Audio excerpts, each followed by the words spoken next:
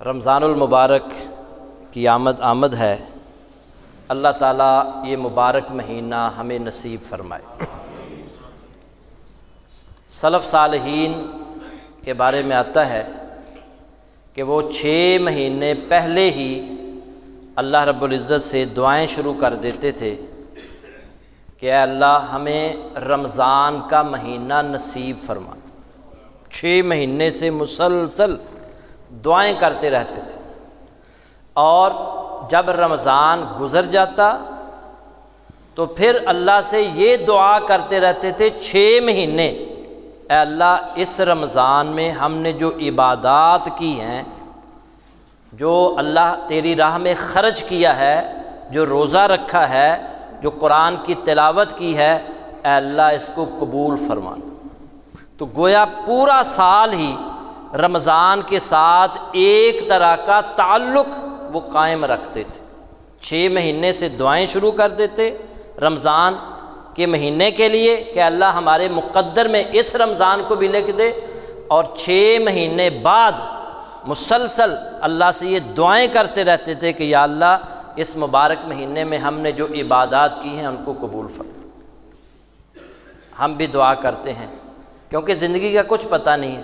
ابھی ہمارا جو انسٹیٹیوٹ ہے، جو وہاں مسجد کا نمازی نوجوان 21 سالہ نوجوان رات سویا ہے، صبح اٹھ ہی نہیں سکا۔ انا للہ و انا الیہ راجعون۔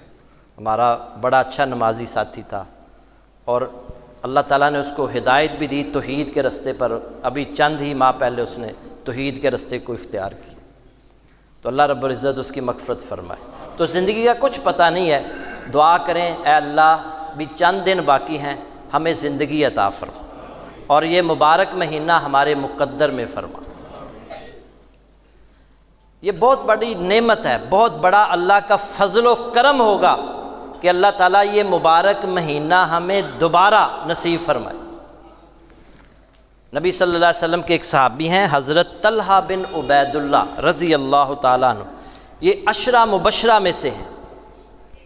وہ فرماتے ہیں کہ نبی صلی اللہ علیہ وسلم کے پاس 2 آدمی آئے اکٹھے، اور انہوں نے آ کر اسلام قبول کیا۔ ان میں سے ایک آدمی جو تھا نا، وہ تھوڑے ہی دنوں کے بعد میدان جہاد میں جہاد کرتے ہوئے شہادت کے مرتبے پر فائز ہو گئے، شہید ہو گئے۔ جبکہ دوسرا آدمی جو تھا وہ 1 سال تک زندہ رہا۔ 1 سال کے بعد اسے تبھی موت آئی، 1 سال کے بعد وہ فوت ہو گیا۔ یہ صحابی طلحہ بن عبید اللہ رضی اللہ تعالیٰ عنہ بیان کرتے ہیں کہ جب وہ دوسرا ساتھی بھی فوت ہوا نا، تو مجھے رات خواب آیا، اور خواب میں نے دیکھا کہ وہ میں بھی اور وہ دونوں آدمی جنت کے دروازے پر کھڑے ہیں، اور جنت کا دروازہ کھلتا ہے، اس میں سے ایک آدمی باہر آتا ہے، اور ہم تینوں میں سے وہ جو 2 آدمی تھے نا، ان میں جو بعد میں فوت ہوا، 1 سال بعد فوت ہوا، وہ اسے پکڑتا ہے اور جنت میں لے جاتا ہے۔ جنت کا دروازہ بند ہو جاتا ہے۔ تھوڑی دیر کے بعد جنت کا دروازہ دوبارہ کھلتا ہے، اور وہ آدمی باہر آتا ہے، اور جو پہلے فوت ہوا تھا نا 1 سال پہلے اور شہید ہوا تھا، اسے پکڑتا ہے اور جنت میں لے جاتا ہے، اور مجھے کہتا ہے تمہاری ابھی باری نہیں آئی، میری آنکھ کھل گئی۔ وہ کہتے ہیں صبح میں نے یہ خواب صحابہ کے سامنے رکھا، اور ہر بندہ حیران کہ جو بندہ بعد میں فوت ہوا تبھی موت اسے آئی، وہ جنت میں پہلے چلا گیا، اور جو شہید ہوا، جو پہلے فوت ہوا، وہ جنت میں بعد میں گیا۔ تو یہ آپس میں باتیں کر رہے تھے، یہاں تک کہ اللہ کے نبی صلی اللہ علیہ وسلم تک یہ بات پہنچی۔ آپ نے صحابہ کو بلایا، اور آپ نے ان سے خواب سنا، اور پھر آپ نے فرمایا تم اس پر تعجب کا اظہار کر رہے ہو؟ الیس قد مکث ھذا بعدہ سنۃ، کیا یہ دوسرا آدمی پہلے آدمی کے بعد 1 سال تک زندہ نہیں رہا؟ کہنے لگے کیوں نہیں؟ ہاں 1 سال مزید زندہ رہا۔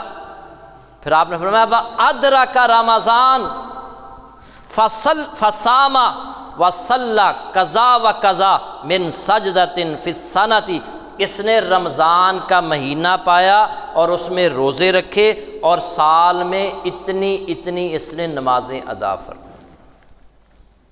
پھر آپ نے فرمایا فما بینہما ابعد مما بین السماء والارض، ان دونوں کے درجات میں آسمان و زمین کے درمیانی فاصلے سے بھی زیادہ فرق ہے۔ جو بعد میں فوت ہوا تبھی موت آئی، اس کا درجہ اس سے اتنا بلند ہے جتنا زمین سے لے کر آسمان تک کا فاصلہ ہے، بلکہ اس سے بھی زیادہ۔ اور وجہ اور سبب کیا ہے؟ اس نے رمضان کا مہینہ پایا تھا اور اس میں روزے رکھے اور پورا سال یہ نمازیں ادا کرتا رہا، یہ شہید ہونے والے بندے سے بھی پہلے جنت میں چلا گیا۔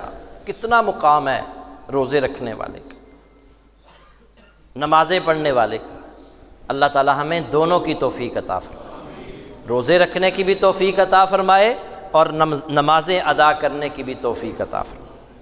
تو اس سے پتہ چلا کہ رمضان کتنا قیمتی ہے، یہ اللہ کا احسان ہے، اللہ کی بہت بڑی نعمت ہے۔ اللہ تعالیٰ بار بار ہمیں نصیب فرمائے۔ کتنے ہی ہمارے ساتھی ہیں جو پچھلے سال ہمارے ساتھ تھے، اب نہیں۔ تو اس رمضان میں سب سے اہم ترین عبادت روزہ ہے، جس کے بارے میں اللہ نے فرمایا سورۃ البقرہ آیت نمبر 185 میں فمن شاہد منکم الشہر فلیصمہ، جو شخص اس مہینے کو پائے وہ اس کے روزے رکھے۔ اور اسلام کی بنیاد جو 5 چیزوں پر رکھی گئی ہے، بنی الاسلام علی 5، شہادت اللہ الہ الا اللہ وان محمدا عبدہ ورسولہ واقام الصلاۃ وایتاء الزکاۃ وصوم رمضان والحج۔ اسلام کی بنیاد 5 چیزوں پر رکھی گئی ہے، اس بات کی شہادت دینا کہ اللہ کے سوا کوئی عبادت کے لائق نہیں اور محمد صلی اللہ علیہ وسلم اس کے بندے اور اس کے رسول ہیں۔ نماز ادا کرنا یہ دوسری بنیاد، رمضان کے روزے رکھنا تیسری بنیاد، اور زکوٰۃ ادا کرنا چوتھی بنیاد، اور 5ویں بنیاد اگر اللہ استطاعت دے تو ایک بار زندگی میں حج کر۔ ان 5 بنیادی چیزوں میں سے ایک رمضان کے روزے بھی ہیں۔ اللہ رب العزت نے سورہ احزاب میں جو روزے رکھنے والے ہیں نا، ان کے لیے بخشش کا اور اجر عظیم کا وعدہ فرمایا۔ ان المسلمین والمسلمات والمؤمنین والمؤمنات والقانتین والقانتات والصادقین والصادقات والصابرین والصابرات والخاشعین والخاشعات والمتصدقین والمتصدقات والصائمین والصائمات والحافظین فروجہم والحافظات والذاکرین اللہ کثیرا والذاکرات اعد اللہ لہم مغفرۃ واجرا عظیما۔ مسلمان مرد اور مسلمان عورتیں، مومن مرد اور مومنہ عورتیں، فرما برداری کرنے والے مرد اور فرما برداری کرنے والی عورتیں، سچ بولنے والے مرد، سچ بولنے والی عورتیں، صبر کرنے والے مرد، صبر کرنے والی عورتیں، عاجزی اختیار کرنے والے مرد، عاجزی اختیار کرنے والی عورتیں، صدقہ کرنے والے مرد، صدقہ کرنے والی عورتیں، روزہ رکھنے والے مرد، روزہ رکھنے والی عورتیں، اپنی شرم گاہوں کی حفاظت کرنے والے مرد، شرم گاہوں کی حفاظت کرنے والی عورتیں، اللہ کا کثرت سے ذکر کرنے والے مرد اور کثرت سے ذکر کرنے والی عورتیں، اعد اللہ لہم مغفرۃ واجرا عظیما، اللہ نے ان سب کے لیے بخشش اور اجر عظیم کو تیار کر رکھا۔ بخشش بھی ہے اور اجر عظیم بھی ہے۔ نبی صلی اللہ علیہ وسلم فرمایا، متفق علیہ حدیث، من صام رمضان ایمانا واحتسابا غفر لہ ما تقدم من ذنبہ، جس نے رمضان المبارک کے روزے ایمان کے ساتھ اور ثواب کی اجر و امید کے ساتھ رکھے، غفر لہ ما تقدم من ذنبہ، اللہ اس کے پچھلے تمام گناہوں کو معاف فرما دے۔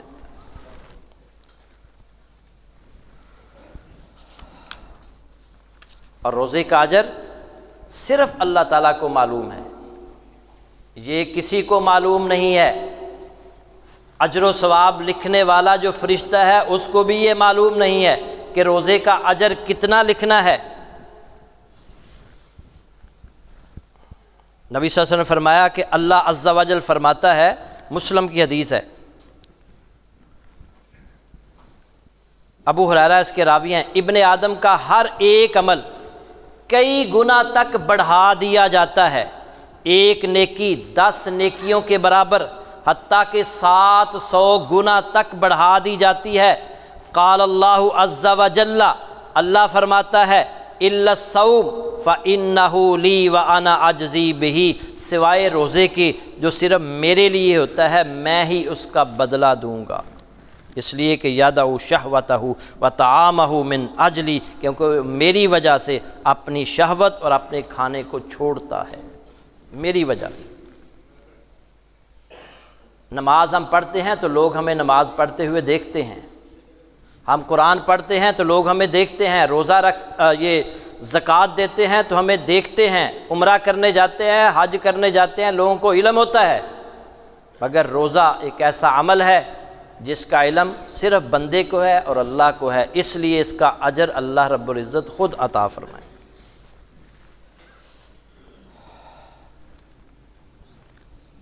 ابو امامہ رضی اللہ تعالیٰ عنہ بیان کرتے ہیں کہ میں رسول اللہ صلی اللہ علیہ وسلم کی خدمت میں حاضر ہوا اور عرض کیا، اللہ کے رسول مجھے کوئی حکم دیں جس پر عمل کروں۔ دوسری روایت میں آتا ہے، مجھے کوئی ایسا عمل بتائیں کہ جس کے کرنے سے میں جنت میں داخل ہو جاؤں۔ فرمایا، علیک بالصیام فإنہ لا عدل لہ، تم روزہ رکھا کرو کیونکہ اس کے برابر کوئی عمل نہیں ہے۔ نبی صلی اللہ علیہ وسلم نے فرمایا، حضرت حذیفہ رضی اللہ تعالیٰ عنہ راوی ہیں، جس شخص نے لا الہ الا اللہ کہا، اسی پر اس کا خاتمہ ہو گیا، وہ سیدھا جنت میں جائے گا۔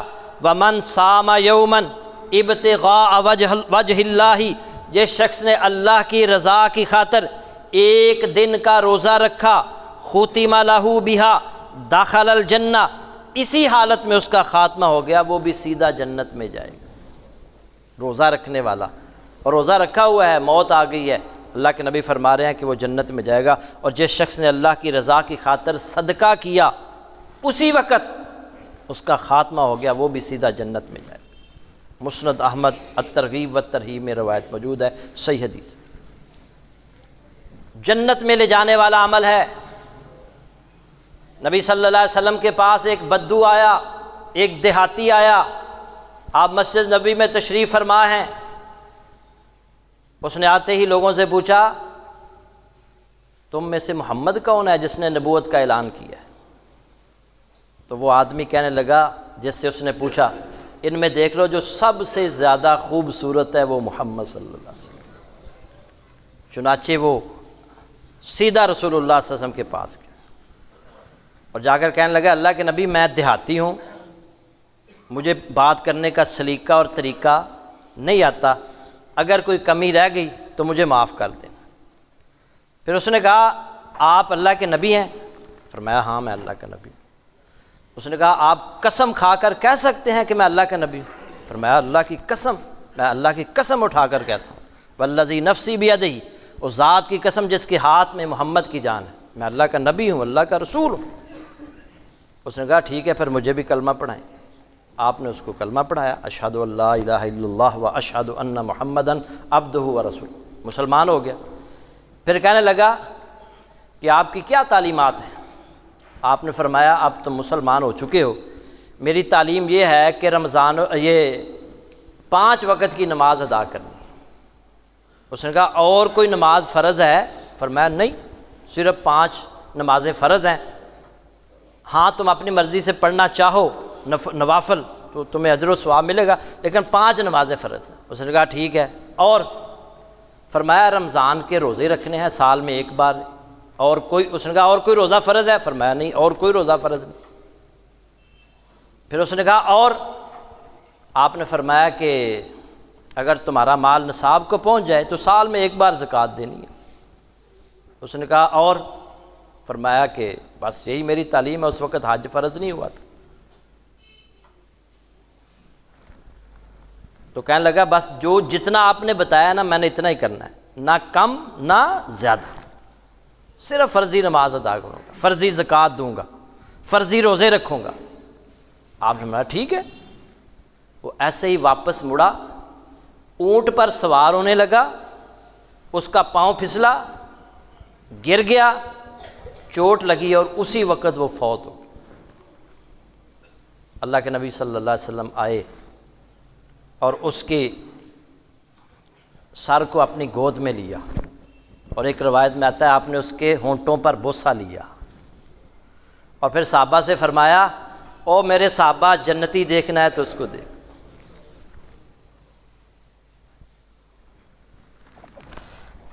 تو جنت میں لے جانے والا عمل، رمضان کے روزے رکھنا بھی جنت میں لے جانے والا عمل ہے، اس لیے کوتاہی نہیں کرنی۔ یہ دیکھیں سردی کا موسم ہے، اور سردیوں میں دن چھوٹے ہوتے ہیں، راتیں لمبی ہوتی ہیں، نہ گرمی کا پریشانی نہ کوئی اور پریشانی، آسانی کے ساتھ آپ روزہ رکھ سکتے ہیں۔ اور کتنے بد نصیب ہوں گے وہ لوگ اس کے باوجود روزہ نہیں رکھیں گے۔ اللہ تعالیٰ انہیں ہدایت عطا فرمائے۔ نبی صلی اللہ علیہ وسلم حضرت کعب بن عجرہ بیان کرتے ہیں رضی اللہ تعالیٰ عنہ، نبی صلی اللہ علیہ وسلم مسجد میں آئے، سیڑھی پر قدم رکھا، آمین کہا، پھر رکھا قدم دوسری پر، آمین کہا، پھر تیسری سیڑھی پر قدم رکھا تو آپ نے آمین کہا۔ صحابہ نے پوچھا اس سے پہلے تو کبھی آپ نے نہیں آمین کہا؟ فرمایا کہ میرے پاس جبریل علیہ السلام آئے اور انہوں نے کہا بعد من ادرک رمضان ولم یغفر لہ قلت آمین۔ جبریل علیہ السلام نے کہا اس آدمی کے لیے ہلاکت ہے جس آدمی نے رمضان کے مہینے کو پایا اور پھر اپنی بخشش نہ کروا سکا، اللہ اسے اپنی رحمت سے دور کر دے۔ جبریل علیہ السلام نے بد دعا کی اور امام الانبیاء محمد الرسول اللہ صلی اللہ علیہ وسلم نے آمین کہا۔ اللہ کے نبی اور جبریل کی بد دعا کے مستحق نہ بنیے، روزے رکھنے ہیں۔ اللہ تعالیٰ اس کی توفیق عطا فرمائے۔ سیدنا ابو ہریرہ رضی اللہ تعالیٰ عنہ بیان فرماتے ہیں، ابن حبان کی حدیث، خواتین کے لیے جنت میں جانا بہت ہی آسان۔ آپ نے فرمایا اذا صلت المرأة خمسہا وصامت شہرہا وحسنت فرجہا واطاعت بالہا دخلت من ای ابواب الجنت شاءت۔ ابن حبان کی روایت، نبی صلی اللہ علیہ وسلم نے فرمایا اذا صلت المرأة خمسہا، جو عورت 5 وقت کی نماز ادا کرے، وصامت شہرہا، رمضان المبارک کے روزے رکھے، وحسنت فرجہا، اور اپنی شرمگاہ کی حفاظت کرے، واطاعت بالہا، اپنے خاوند کی اطاعت کرے، دخلت من ای ابواب الجنت شاءت، جنت کے جس دروازے سے چاہے گی جنت میں داخل۔ تو یہاں بھی دیکھیں حدیث سے پتہ چلتا ہے کہ روزہ رکھنا جو ہے یہ جنت میں لے جانے والا عمل ہے۔ عورت اگر 5 وقت کی نماز ادا کرے، رمضان کے روزے رکھے، شرمگاہ کی حفاظت کرے، خاوند کی اطاعت کرے، جو مشکل کام ہے تینوں میں سے، تو جنت کے جس دروازے سے چاہے گی جنت میں چلی جائے۔ نبی صلی اللہ علیہ وسلم ایک دفعہ مسجد نبوی میں صحابہ سے کہنے لگے آج تم میں سے کس نے نفلی روزہ رکھا تھا؟ قال ابو بکر آنا، ابو بکر رضی اللہ تعالیٰ عنہ کہنے لگے میں نے رکھا تھا۔ پھر آپ نے پوچھا آج من اطعم منکم اليوم مسکینا، آج تم میں سے کس نے مسکین کو کھانا کھلایا؟ قال ابو بکر انا، ابو بکر رضی اللہ تعالیٰ عنہ کہتے ہیں میں نے کھانا کھلایا۔ پھر آپ نے پوچھا فمن عاد منکم اليوم مریضا، آج تم میں سے کس نے مریض کی عیادت کی؟ قال ابو بکر انا، ابو بکر کہتے ہیں میں نے مریض کی عیادت کی۔ پھر آپ نے فرمایا آج تم میں سے کس نے ایک مسلمان کے جنازے میں شرکت کی؟ قال ابو بکر انا، ابو بکر کہتے ہیں کہ میں نے آج ایک جنازے میں بھی شرکت کی تھی۔ اتنے عظیم لوگ تھے وہ،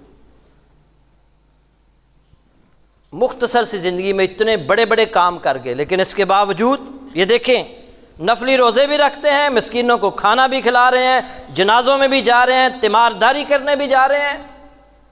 فرمایا مجتمعنا فی امرئ الا دخل الجنہ، جس شخص میں یہ کام جمع ہو گئے وہ جنت میں داخل ہوگا، وہ جنتی شخص ہے۔